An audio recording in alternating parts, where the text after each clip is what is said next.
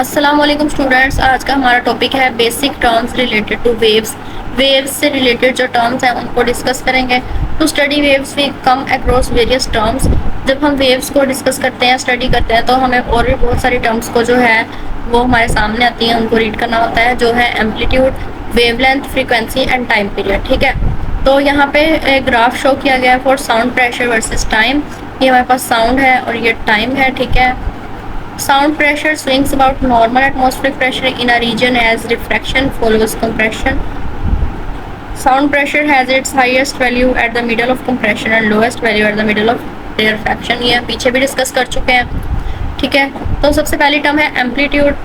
The maximum displacement of vibrating object from its mean position is called amplitude. ठीक है, maximum displacement जो होता है वाइब्रेटिंग ऑब्जेक्ट का उसकी मीन पोजिशन से लेके उसके तो वो क्या है, एम्पलीट्यूड। ये देखें, यहाँ पे उसकी है जी मीन पोजीशन और यहाँ से उसने जो maximum displacement of vibrating object, मतलब मैक्सिमम डिस्प्लेसमेंट जो उसने किया है वो है उसका एम्पलीट्यूड है। ठीक है, यहाँ से यहाँ तक और यहाँ से यहाँ तक, यहाँ से यहाँ तक और यहाँ से यहाँ तक, ये इसका एम्पलीट्यूड है। तो इसको आप कर लें जी underline. It is measured in the unit metre. ये मीटर में मेजर किया जाता है। ठीक है, इसका यूनिट जो है वो मीटर है। For the wave with larger amplitude, ऐसी वेव्स जिनका एम्पलीट्यूड ज़्यादा होता है तो उसका साउंड जो है वो भी लाउडर होगा। तो ये सारा इंपॉर्टेंट था। उसके बाद है जी wavelength. Wavelength is the distance between centres of compressions of rarefactions of two consecutive waves.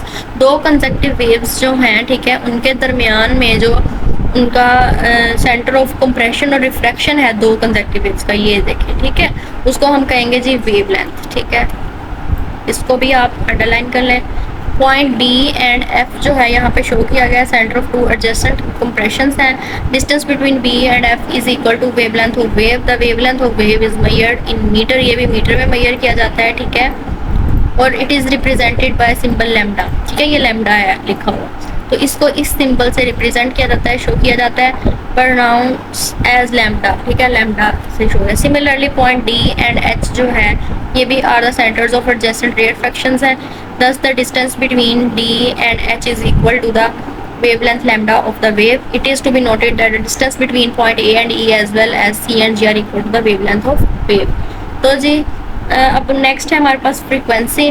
Frequency is the number of waves produced in 1 second. एक सेकेंड में कितनी नंबर ऑफ वेव्स प्रोड्यूस हो रही हैं उसको हम कहते हैं जी ये इसकी फ्रीक्वेंसी है। ठीक है, एक सेकेंड में कितनी नंबर ऑफ वेव्स प्रोड्यूस हो रही है। It is equal to the number of times a body vibrate. ये किसके इक्वल होता है कि एक बॉडी कितनी एक सेकेंड में कितनी बार वाइब्रेट हुई है, उसके इक्वल होता है frequency. Frequency of wave is represented by the letter F. ये एफ स्मॉल एफ, ठीक है, स्मॉल एफ से रिप्रेजेंट किया जाता है। यूनिट इसका क्या है, unit of frequency cycle per second, के उसने पर सेकंड में कितने साइकिल प्रोड्यूस किए हैं, ये उसका होता है जी यूनिट। ठीक है, इसको भी हाईलाइट कर लें आप। Also called hertz. इसको साइकिल पर सेकंड को हम हर्ट्स भी बोलते हैं। मोस्टली ये हर्ट्स ही यूज़ होता है। ठीक है, for example if a body vibrates 4 time in 1 second. अगर मिसाल के तौर पे एक हम बॉडी लेते हैं जिसने एक सेकंड में 4 बार वो वाइब्रेट हुआ, ठीक है, इट्स फ्रीक्वेंसी, तो उसकी फ्रीक्वेंसी भी 4 हर्ट्स होगी।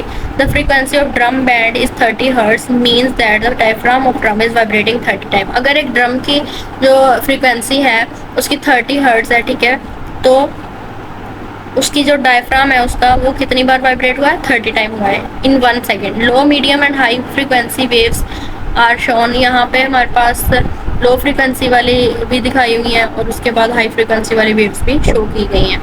It is observe that the wavelength of wave goes on decreasing with increasing frequency of wave.